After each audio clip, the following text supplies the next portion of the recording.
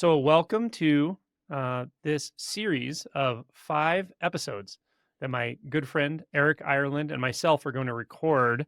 The series is called Awakening and the Hero's Journey. And Eric is an expert on the hero's journey.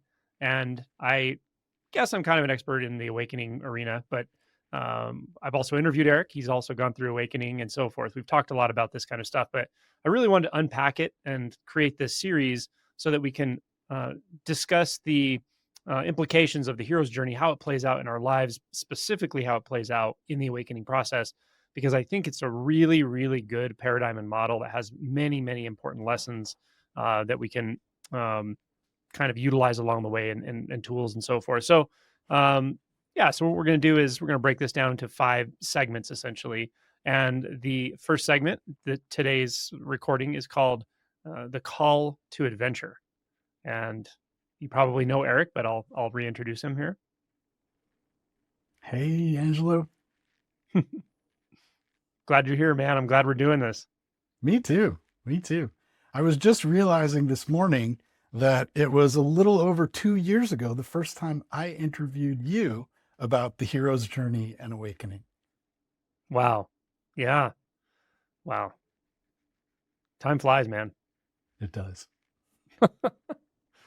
So I guess it might be valuable to start by maybe just giving us your sense of a kind of overview, very broad brushstrokes. What is the significance of the hero's journey? We don't have to define the whole thing, but what is the significance of being aware of the hero's journey as a collection of motifs, collection of archetypes, and as a sort of defining map of what it really means to take these journeys we take in life. Yeah, it's a great question. I think a lot of people uh, mistake the hero's journey for like pirate stories, or it's about adventure in the outside world, or, damsels in distresses and fighting dragons. And there is a component of that to it. For most of my life, I thought that's what the hero's journey was. It was about having adventures in the outside world to live fully, like, really just like suck the marrow out of life. And what I realized is it's so much more than that. It's a way, it's the oldest story we tell, first of all. The very first recorded stories are hero's journey stories. The oldest one we have is called the Epic of Gilgamesh. Um, and these stories predate religion, they predate pretty much everything we know historically. And they point always to answering the question, who am I? And you can sort of look at it as a way of the way our journey through the outside world mirrors our journey to knowing who we are inside. It's secular. It's not tied to any religion. And it goes from the oldest story to like the Barbie movie, which was $1 billion hit movie last year, is also a hero's journey story, classic hero's journey story Mm, of finding out who you are. mm, beautiful. Yeah, I think that's such a beautiful description that we often think of the hero's journey as something that's, like you said, slaying dragons and almost like a fairy tale kind of thing almost, and that it is something that happens outside and it's this big adventure you go on and so forth. And there are components of that, but what I love is when we're able to connect it to the inner journey. I love these statements that you hear in the ancient texts and so forth, where someone will say you can slay 1,000 dragons, but when you finally slay the dragon in here, that's when you finally touch on wisdom. There's a lot of versions of that, but or a man can fight a million wars with a million opponents, but it's the war inside that one has to master ultimately.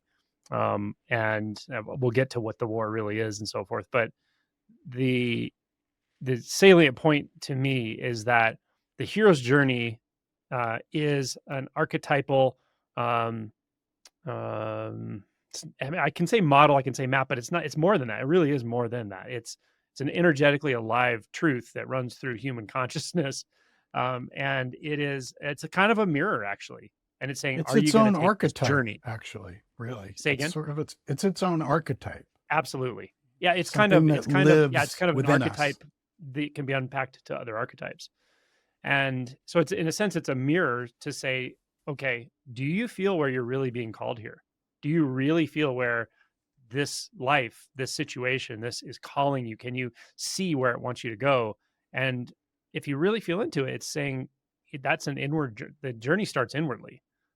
That's my take on it. And of course, there are going to be outward circumstances that are part of that call often, but there's something really important about acknowledging that the journey has to be a personal journey of transformation, because without that, I don't think it is the hero's journey. It's not the key. Yeah, no, it's definitely a journey of transformation. It's a journey to knowing in a deep, non-conceptual way who you are. Um, Yet it also is so uh, present in both an inner realm and an outer realm. And what I love about it is it's not at all about transcendence, where some spiritual journeys seem focused on like, how do I transcend this realm, this Maya, this illusion, to see the truth that exists in another realm that I can't see now because I'm not spiritual enough, I'm not awake enough, something is missing, and this journey will provide it. Mm. And it really does say, no, no, no, this is all a part of it. From the very first moment in the ordinary world, all the way through the stages of the hero's journey, it's not like there's the bad part and the good part, or the there and the not there. It's all it's all included, the inner, the outer, the world, the spirit. Mhm.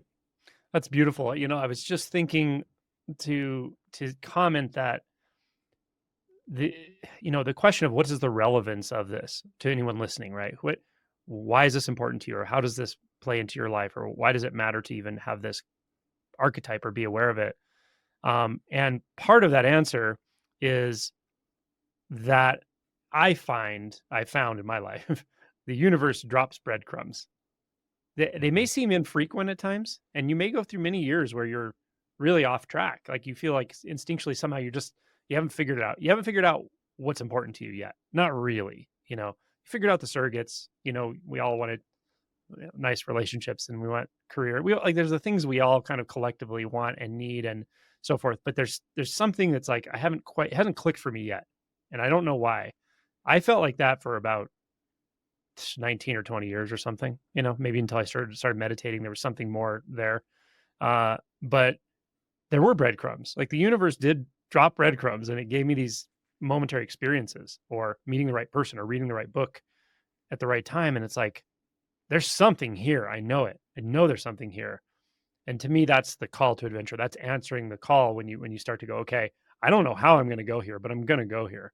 And when you said that it's not yes or no, it's not part of the adventure or not part of the adventure. I think you're right. I think in fact, even when I felt lost, even when I felt confused and lost and in the jungle in my mind and all of it, um, that is part of it, because you need that contrast between that, which we could call suffering or samsara, which of course is what spurs awakening. But you also need that contrast between that and those breadcrumbs, so you can actually start to recognize, oh, okay, there's a difference here. So even it is true that even the suffering, even the lostness, even before you knew there was a hero's journey, that's still part of the journey, actually, which is truly fascinating to me. Yeah, it was the same way in my life. I first heard about the hero's journey when I was 19, and my aunt told me, go live your life like a hero's journey. Find out who you are. That's the most important thing, she told me. And I still didn't really get it until, I mean, but it didn't matter because not getting it was a part of it, you Mm-hmm. know, that it took me until my 50s really to understand what the hero's journey really was. But, oh, well, you know, Mm-hmm. if you'd have told me that when I was 19, I probably would have just, like thrown my hands up and gone, I can't wait that long. Sure. So, but it really, that's the beautiful thing about the hero's journey is it just encompasses all of it. So where you are now is a part of your hero's journey. You're already on it. Mm-hmm. I think that's really the key to this first point we're making. Again, for anyone listening, no matter how much doubt is there, how much worry, how much confusion, you already are on the journey. You're already on it, you know. And I think if you can digest that a little bit, or just let that sink in down inside you, it does something. Like it has an effect. It makes you maybe a little bit more alert, or just more curious about Yeah. possibilities, right? About something beyond the way I just already think the world is, that I've been conditioned to think. Maybe it's not quite like that. Maybe things are a little different than I thought. Maybe I'm a little different than I thought. It can right, it can stir up some curiosity, and you start looking around a little bit. So I think that acknowledgement is important, to recognize it. Yeah, you already are on this path.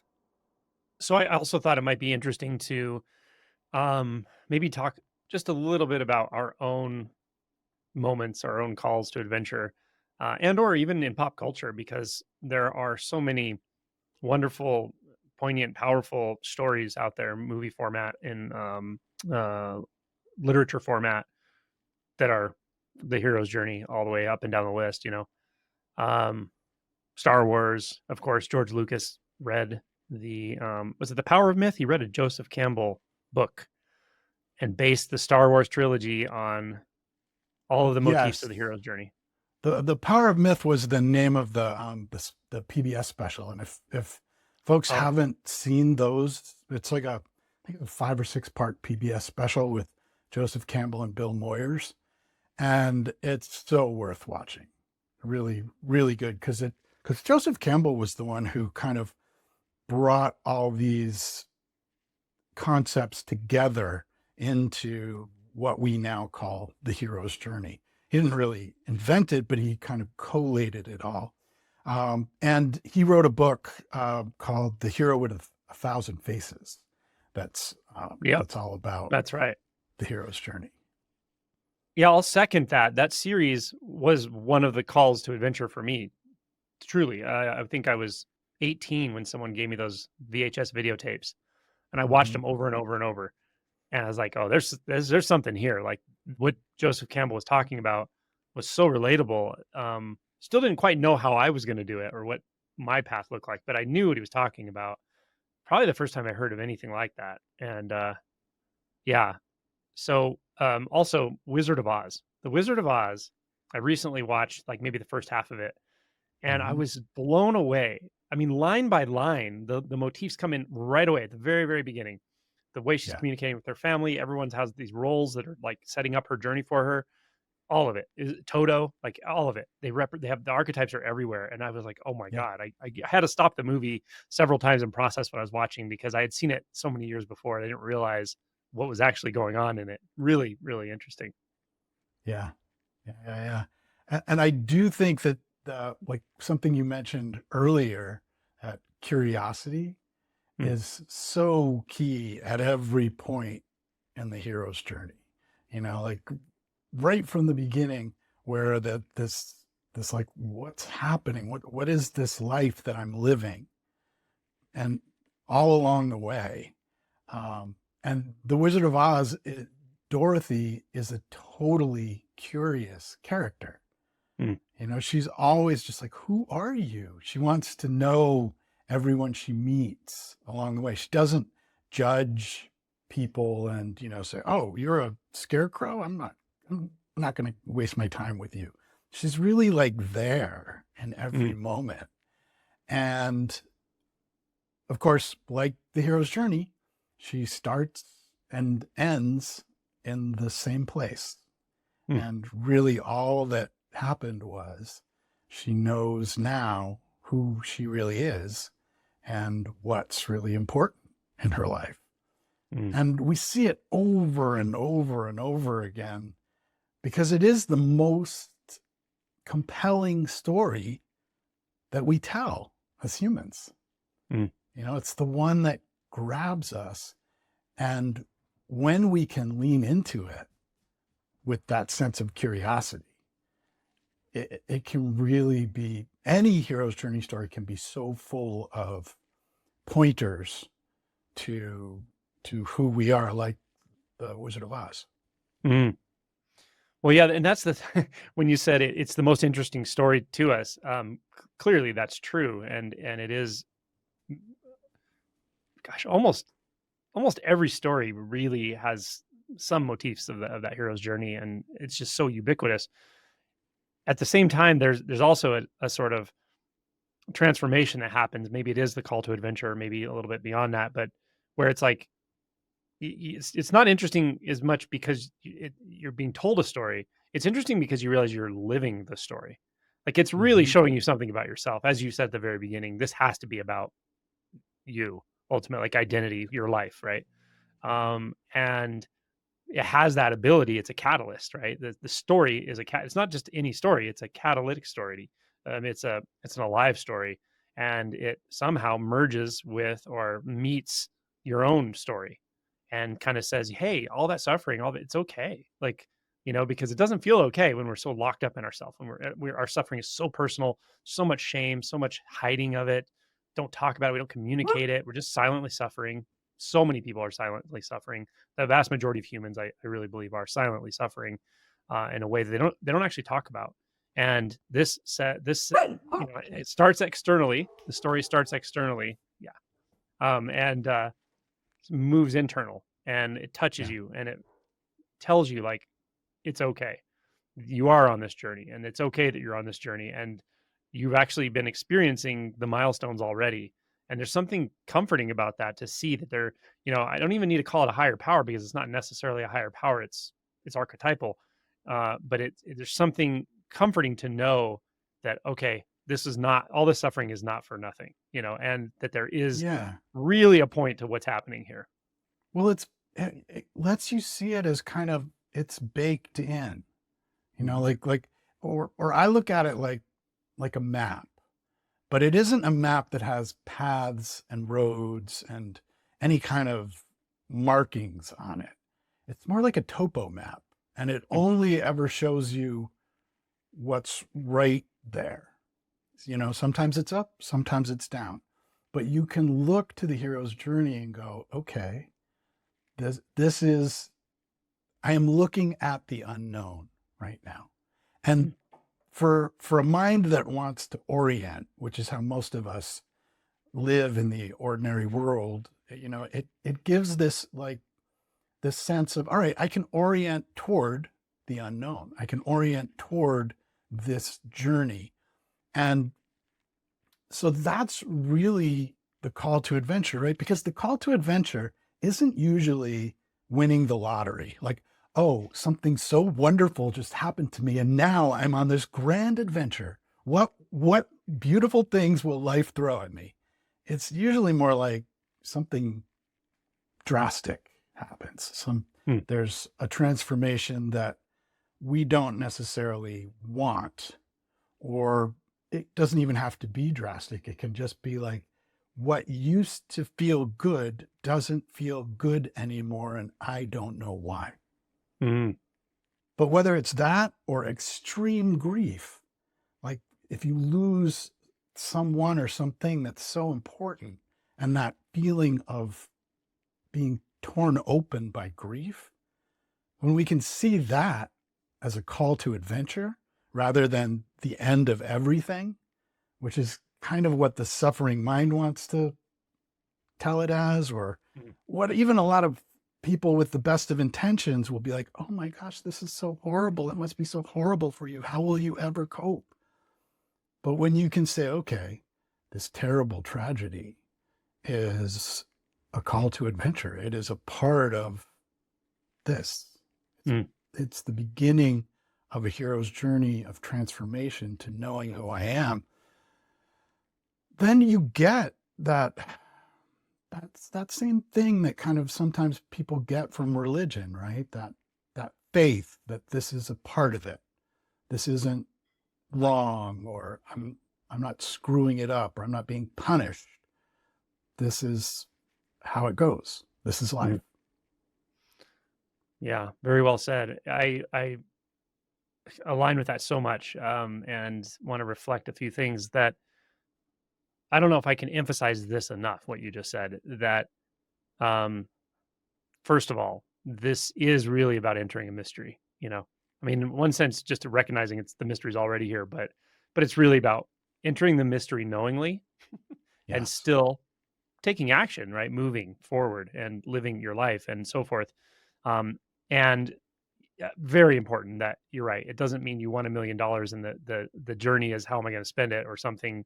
If that's not almost ever what it is, it's more likely a disruption. Like for me, the biggest transformation that ever happened in my life, bar none, when I was 24 years old, which we'll talk about at some point here, I'm sure, uh, happened right after a breakup. Actually, there were other things that went into it, but it was right after a breakup, and it was Yeah. when I, basically, like you said, I realized the one thing I thought was going to finally make me happy did the opposite, even during it, right? It was not satisfying in the way I hoped it would be or thought it could be or whatever. And then I had nowhere else to look but the mystery. It's not like I didn't know the mystery was there, I suppose, but I think I was kind of conveniently overlooking it. But then it's like, okay, well, that was my last hope. So now I don't have hope in the way that I used to think, um, was the well-worn paths that others have told me are supposed to do it for you. That was gone, right, in a way. So Right. now where else can I look? And there's only one place really you can look. And it's actually a big place in a way. It's a very vast landscape. It's the mystery right in front of your face. And that to me felt like, okay, it's kind of like the no turning back point in a way.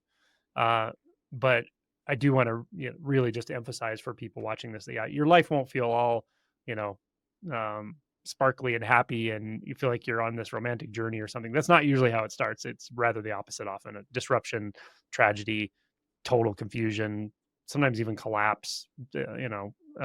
Disorientation in life, or just a kind of chronic blanket like suffering. That's how it felt for me for many years, and something shifts enough in your life to see that, oh my gosh, maybe that's not all that's happening, is just this life of like, kind of suffocating sense of discomfort or something. And that was enough for me to really say, okay, I want to look further into this mystery. Yeah. Yeah. And that is the call to adventure, right? And in the hero's journey, the it doesn't come in every hero's journey story, but if you're following the archetype and the framework as Joseph Campbell laid it out, the next step is the refusal of the call. Nope, nope, nope, nope, nope, nope, nope, nope, nope, nope. And who of us hasn't gone through that? Just like, no, I don't want this. No, no, no, no, no, no. And what we want is to go back to what we idealize the ordinary world having been. Like there was this time where everything was perfect, and I just got to get back to that. So as that refusal of the call happens, when we're called into the unknown, and we just don't maybe have the courage, or we just are not ready, and it's just not what we want to go back. And we can do that, but it's just going to call again and again and again.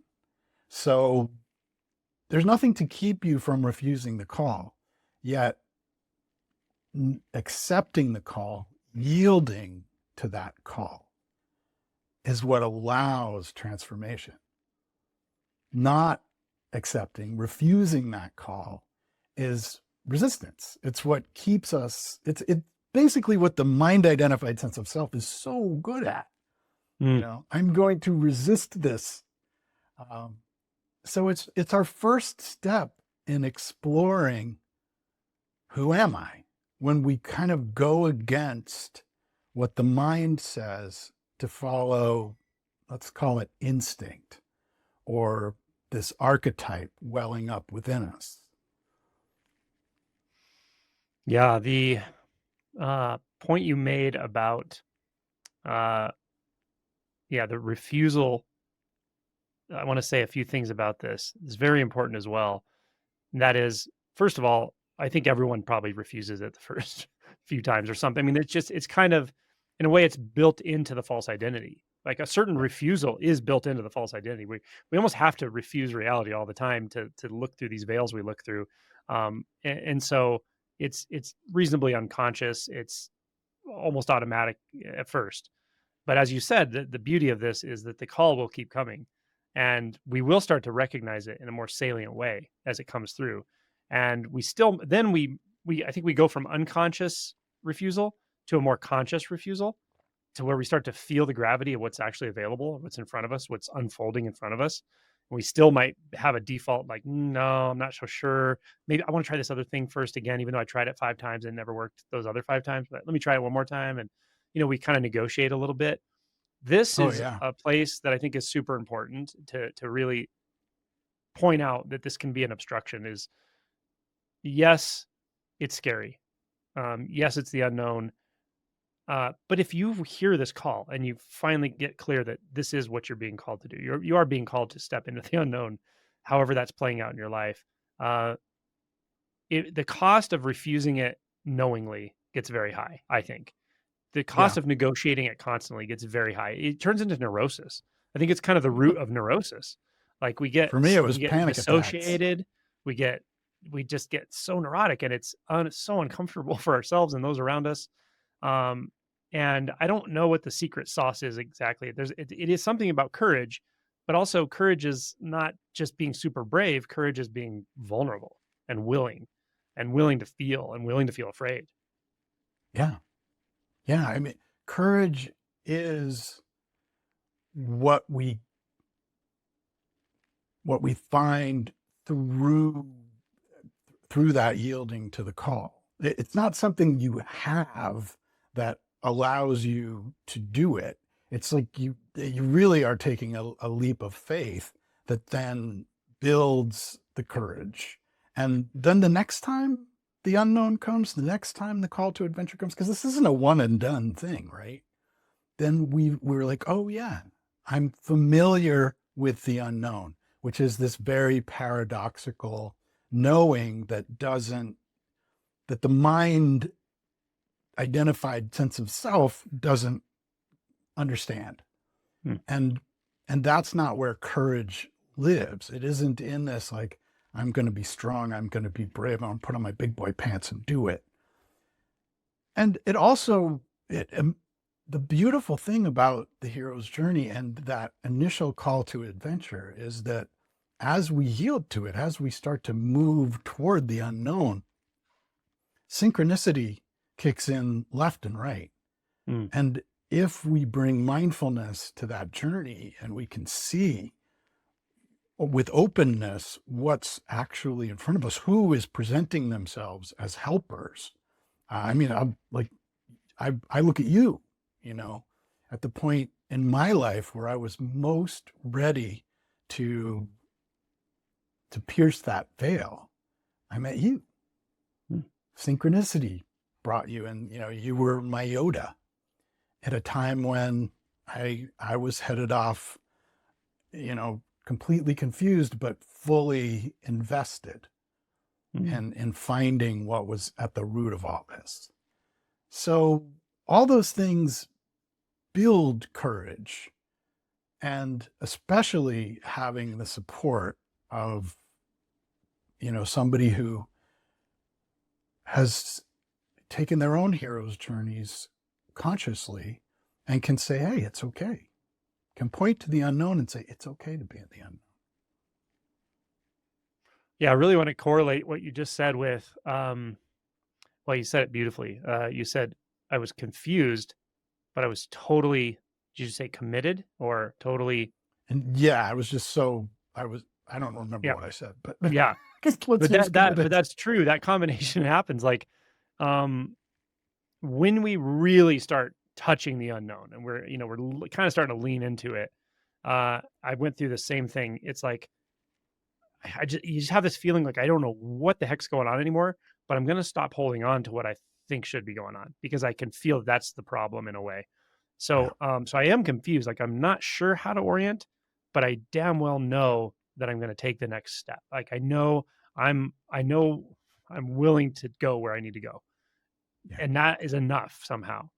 For me, it was a couple things. One of them was I met somebody who taught me to meditate when I was 19.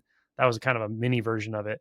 The big version of it was when I was 24, and I picked up a book called The Three Pillars of Zen, and I was reading the instructions by a Zen master named Yasutani Roshi, who was since dead at this point. But it was verbatim descriptions of how he was pointing for people who were approaching awakening. They were like right at the precipice, and he's helping them just go over the cliff one by one. Yeah. And it was verbatim conversation he was having, which wasn't informational at all. It was instinctual, and it was very, very direct and to the point of the sense of being the suffering separate identity. And I felt it. I was like, oh, that's it right there. That's it. So that was I mean, he was my Yoda for sure at that moment. Yeah. And, um, and I want to make a really key point here is that specific to spiritual awakening, specific to this, there's a pitfall here, and that is this tendency some people have to really run back to the known in a very specific way, to doctrine, to arguing about doctrine, to thinking and reading and reading and reading and reading and just learning more and more and more and more about all the ancient Buddhist doctrine and Advaita Vedanta and like all the Upanishads, and like that stuff has great pointers in it.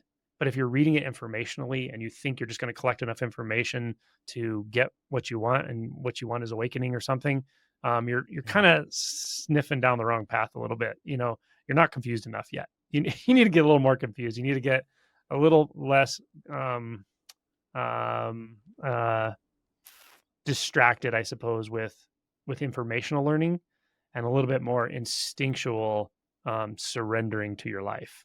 Yeah. It's a hard thing to explain to someone who's doing it, but it is important that you really got to be willing to go into that place of confusion. You know, koans Yeah. really are good at this because they just don't give the mind anything, and the mind gets confused instantly. And for some people, it's such a put off. For other people, it's like, oh, finally, the mind is just calming down. And that's the point. Right. Is it's really orienting towards your instinct, and your instinct is where you find the call on the inside. That is it. Your instinct knows where you need to go. Um, Yeah. but it's not a set of principles, and it's not a bunch of words, and it's not a list of steps, because it is unknown. No, because that's like the seeking for answers. The mind has created this problem. There's the problem of me, and we're going to find answers by reading and listening and doing. Mm. And it's the curiosity that shows you what's here, not and that what's needed isn't an answer, but to fully know the question. Mm. And so this is what's so great about the hero's journey, is it always points back to curiosity, to what is here. Not it's not a prescription of what to do. It's a description of where to look, maybe. Mm. Of what to bring your curiosity to.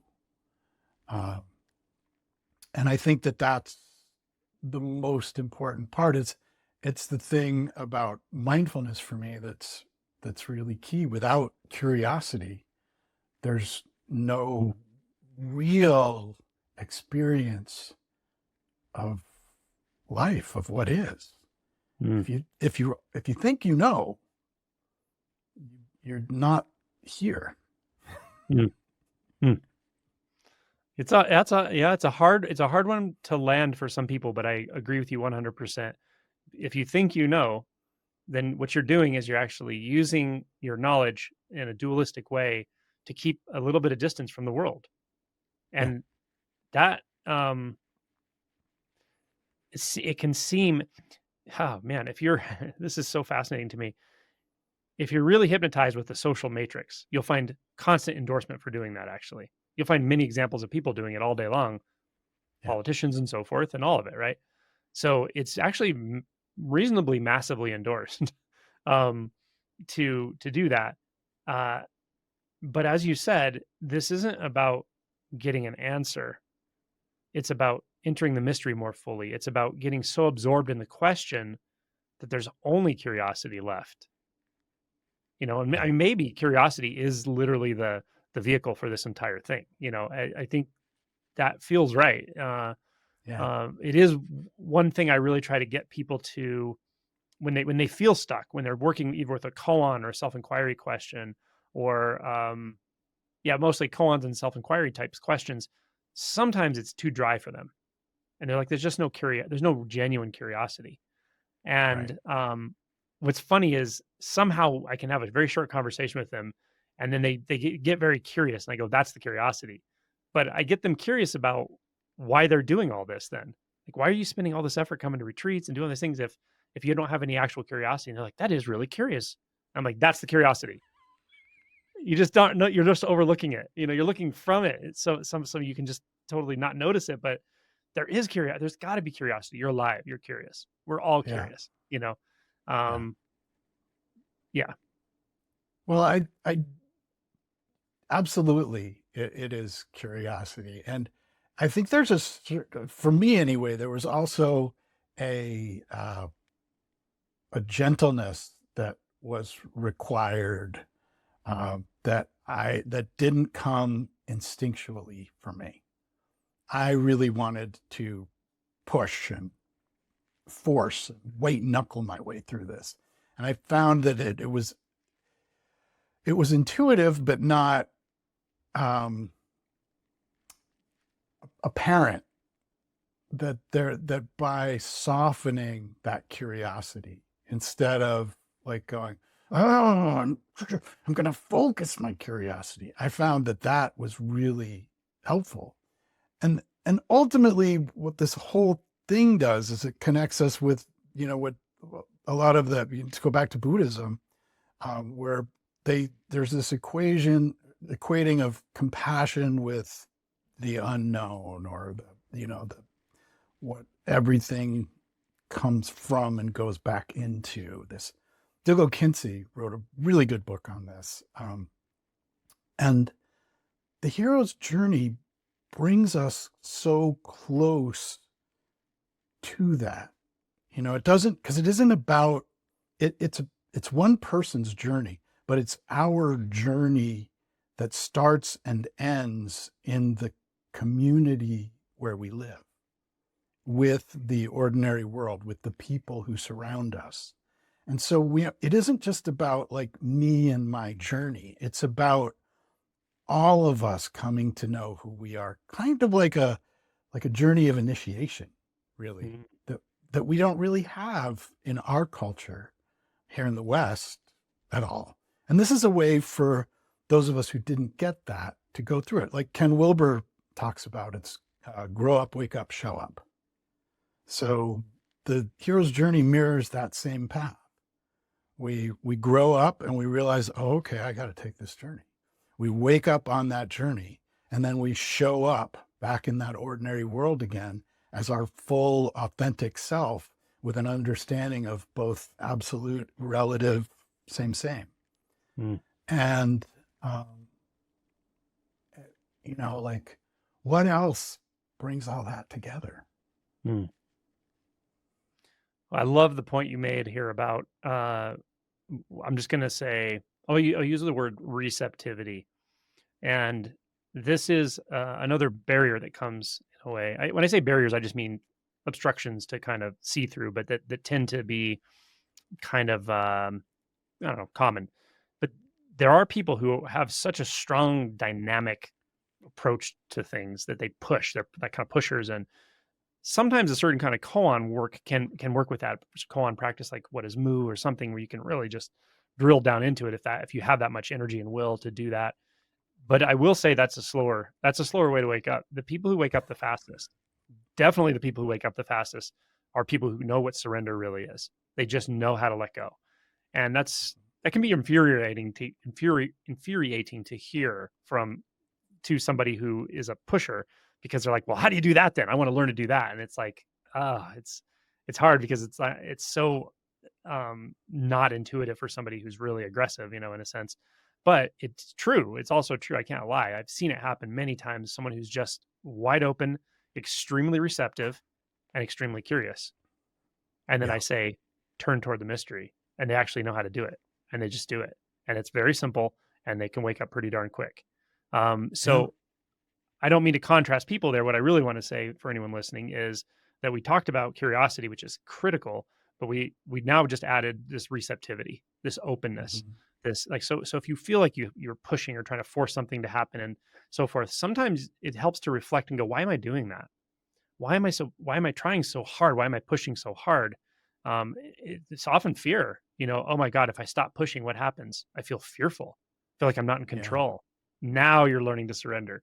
Like when you start to feel helpless, when you start to feel like porous, open, really like you feel that fear coming through, it's like, oh, okay, this is more like surrender.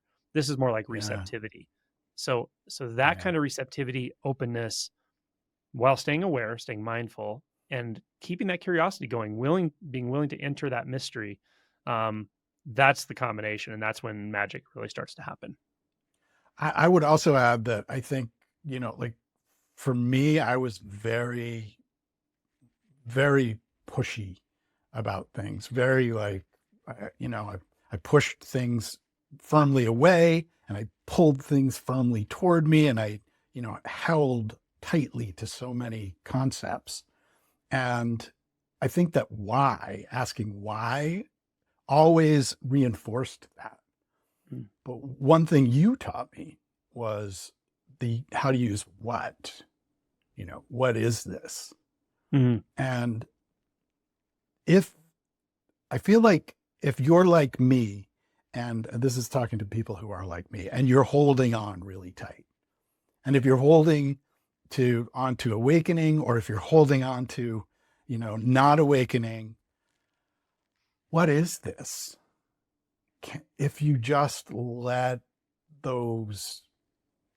that question go deep, defies what the mind can provide, and will bring, like, will take this journey to a deeper place um, than the mind that asks it, you know. And so taking that receptivity and then really combining that curiosity in a way that isn't indulging the mechanisms of resistance, maybe I'd call them. That kind of like, well, why? I mean, that's what we all want to know. Why? Why is it not? Why am I not getting this? Why am I, why am I not awake yet? Because I very much approached it that way. I look back on our first chat, I'm like, why? Why? Nothing made sense to me. And when I finally like let that go, I went, okay, doesn't make sense, but what is it? What Mm. is this right here? Whew, so much feeling, so much, like, oh, this is where surrender is in this experience, this direct felt experience that is right here. Not and like, oh, drifting off into the past and the future. Yeah. Asking why often leads to more information, and Yeah. sometimes it's really I don't know, distorted information, even like, why does this keep happening to me? And that, right? You're going to get pretty heavy duty answers and stuff, but it's very conceptual. Whereas if you ask, well, what is it that's pushing and pulling on all this? Yeah. What is this? What is this? Yeah. And really opening to it with curiosity. I mean, there's no path there. It's just right here. You're there. You feel it, and Welcome to it's just the unknown. how much do you want to let in? It's the unknown. That's the beauty of it. Um, Yeah. yeah. And isn't that where surrender happens? Right there. Yes. Yes. You know, Yeah. right there. And I also want to say surrender isn't a momentary event necessarily. It kind of can be in a way, but it's also an ongoing, it's a dynamic willingness. It's a willingness. Adyashanti makes this really beautiful distinction between will and willingness. Yeah. And it's a great distinction. Willingness, it's allowing, it's being receptive, it's exploration, it's curiosity, it's fluidity, it's feminine aspect, and that bringing that in is such a powerful energy. I think we actually have a fear of the feminine aspect in a lot of ways. We can, like sort of conventional wisdom or whatever, let's say, um, or maybe not even wisdom, but this sort of social matrix and so forth almost considers it weak, considers it problematic, considers it emotional, whatever. But actually, Mhm. feminine energy is the key to surrender in this way. Uh, so important, so important. This intuition that's alive, that is dynamic, is always yielding, but always accommodating and curious. And it's so beautiful and very receptive. That receptivity is the word I keep coming back to. Yeah. Yet also not passive. It Right. isn't like, it isn't like, doesn't at all mean like giving up or, um, it's almost like surrender is surrendering is the end of resisting surrender. And then Mm, it's just what is, mm, and that what feels like the happening of surrender is that moment of giving up the resistance. That mm, first time where you go, oh, there's a resistance here that's keeping this all in place. mm, What is that? Oh, and then poof, it's gone. You're like, whoa, I just surrendered. And then it's just like, whoa, then you're there. And you can have it back again, mm, but it's never gonna feel like it did before you had that first. mhm. Um, like you talk about where people they wake up and then they're like, I don't, maybe this wasn't what I wanted. Oops, Right. No going back now. no going Yeah. back now. I love the way you were describing how it's not um, it's not merely static. It's not avoidant. In its purity, this energetic we're talking about is accommodating, fluid, and it's dynamic. It actually is dynamic. I think the masculine is more static. Actually, it's a dynamic energy. And Yeah. once the surrender happens, you might perceive that what that should mean is that once you surrender, it's like everything stops, or there's like some kind of not ambivalence, but just like apathy or something. It's not like that at all. Actually, it's when you see that stillness and movement aren't two, they're not 2. Mm-hmm. They're like, for moving forward, taking action. I think of some of the more philosophical things you hear, like from, I don't know, the Japanese um, samurai talking about mastery, sword mastery. Like the sword moves without moving a muscle. There's something about that when you're so in tune with life, Yeah. that it starts actually feeling effortless. You realize there can be a lot more effort and hesitation. There often is a lot more effort and hesitation and dissociation than there is in just fluid surrender. Fluid surrender is also strength and courage and dynamism and mystery and discovery and surrender and all of it. So it's the whole Yeah. thing. Yeah. And right down to the very first time you pick up that sword and don't know what you're doing with it, and Mm, learning to use it, and the whole process is, at first you don't see it that way, right? You go, oh, I'm doing something, I'm learning something, I want something. But at some point it switches and you're not like swimming upstream anymore. You just like go and you're floating and you're still in the river, you're still moving, but there's no effort anymore. There's no mm, needing, nothing needs to be done, but mm. everything is done. Yeah, at some point you are the whole river. Exactly. There is no separation between mountains, rivers, body, self, universe. Exactly. We'll get to that. Of course, we'll get to that. Yeah, we're not there Um, yet. yeah. We're still on Uh, the first step.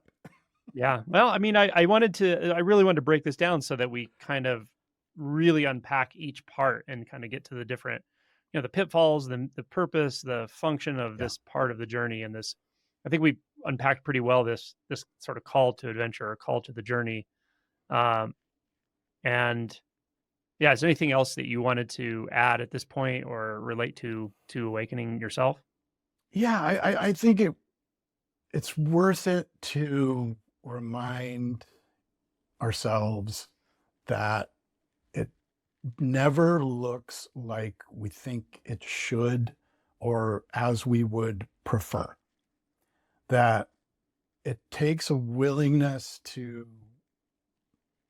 suspend our um, our beliefs and thoughts about how things should be to take that first step, because it's going in somewhere it's going to feel right, but it's also the thoughts about it can come fast and furious with doubt. It is where doubt lives, is at the Mm, very beginning of this. And that's what can keep us from ever taking that first step, that first yielding move to the call to adventure. And mm, so I'd say if what is present is doubt, great. You can go, okay, that's a sign. If I look mm, on the map, oh, doubt. Yeah, that's call to adventure. Must be, I'm doubting right now. Where, what is not doubting right mm. now? What does not doubting feel like, look like? And, and know that it's okay to doubt, that's not, you're not doing it wrong. You haven't Mhm. messed it up. Um, Yeah. yeah. Yeah, I like that. Whatever appears is really already a call. In the way you described with doubt, I think that's huge because it's such a common one, right? And there are a lot of approaches, but if it shows up instead of saying, oh, there's evidence that I'm not on a journey, there's evidence that I can't do this. There's instead just approach it with curiosity, and there are a lot of ways to approach it. You could just ask, well, what the heck is doubt? Yeah. I've never looked. I've felt it, and I responded and reacted to it, but have I ever really turned and looked at it? What is it?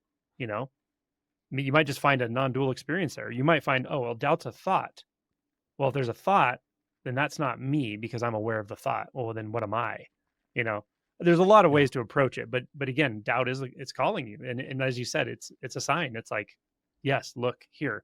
Everything's just calling us in again and again and again. It's saying, look here, look here. If you look close enough, um, with enough openness and to the degree you can non-reactivity to it, meaning don't make assumptions and just Yeah. give it a chance to show you what it is. It will show you, and they're little arrows in a way, like all little arrows just pointing off into really ultimately into this mystery that we're talking about.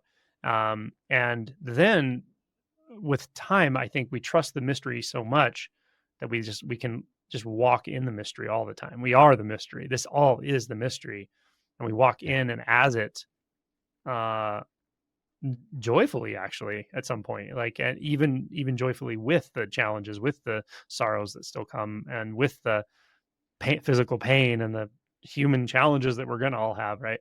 And somehow Yeah. there can still be um this vastness that's we're always in touch with, and this admiration, even respect, and reverence for the process, that life is just unfolding for us all the time. um yeah. Yeah. And that physical pain can be so, that can be a big one for people too, where they Mhm. think, oh, I can't do this because, I have this like physical thing. And that's another good reminder, is that this is a physical thing. This Mhm. is in the world. This is what we do with what we have. That's whether we're neurodivergent or we have a chronic illness or whatever it is. That's all welcome here as a part of this journey. There isn't like, though I need to fix this first to do that. Well, no, it's all here. What's here? Mm. Start where you are. Start where you are. Yeah, I have a scroll in my Zendo. You've seen it. It says I it's have. Japanese calligraphy, but it says "Enter here," and that's the reminder that you're never really lost. Just realize everything's an entry point and everything's a call. It's Yeah. true. All right. Okay. Well, thanks for your time. I think this was a really great exploration of this first part. We'll do 4 more, and I'm looking forward to seeing how it all unfolds. Yeah, me too. This is fun. All right.